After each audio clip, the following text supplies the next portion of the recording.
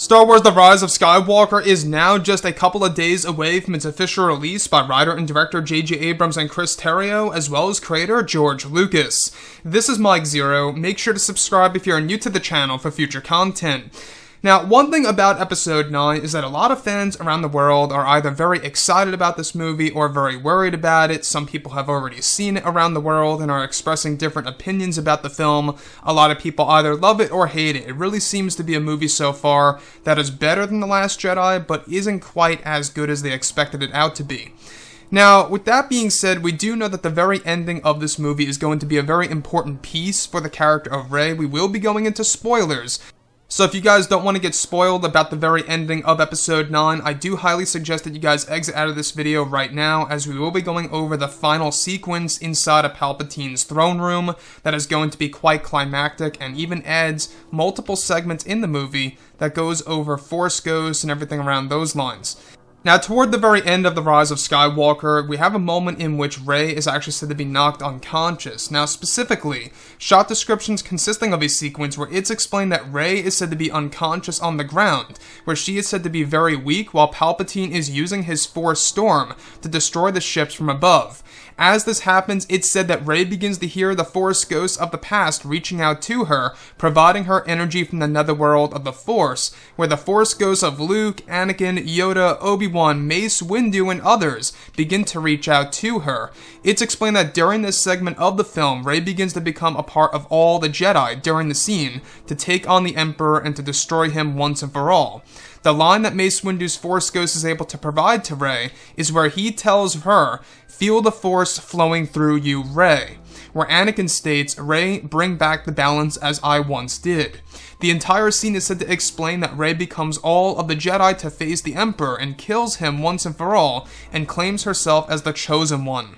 So let's go over a couple of parts about this. Now, the very end of this movie is a very important segment of Episode 9, because a lot of fans are without a doubt going to feel very divided over this segment of the movie, where it's Rey who gets to kill the Emperor himself, and not Kylo Ren / Ben Solo.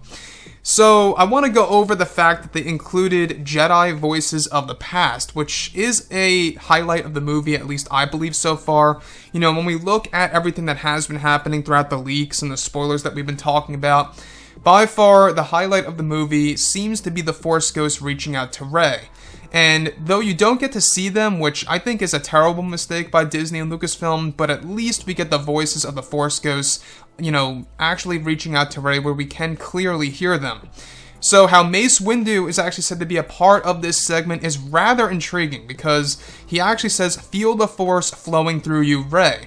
Now, if you guys don't know me, I am a huge Star Wars fan, and I love the character of Mace Windu. He's definitely up there. Mace Windu is pretty much on the same exact level, for me at least, as Luke, Anakin, and Obi-Wan. I love the character, and it's really nice to know, at the very minimum, that we do get to hear Mace Windu in this movie at the very end of Episode 9.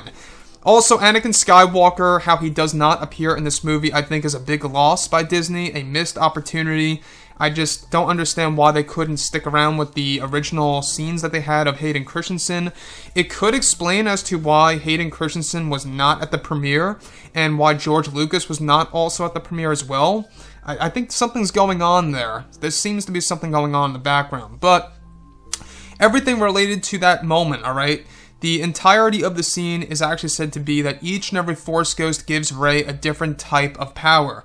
And that's going to be explained in the official novelization, by the way, that is all ready for release in, of course, March of 2020 next year.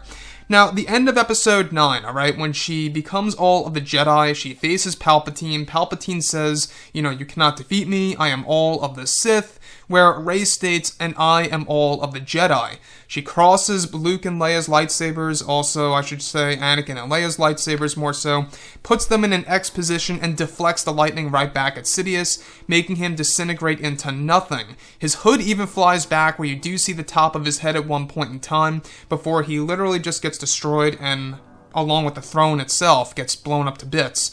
Now, that's the segment in which the Force Ghosts are able to help Rey, are able to make her rise and take on the Emperor, and to destroy the Sith once and for all, where she becomes the Chosen One at the very end of this movie. So, Let's talk about this. A lot of fans, I feel, are going to feel very divided over this. A lot of fans are going to express positives and negatives about the very end of Episode 9, I feel at least.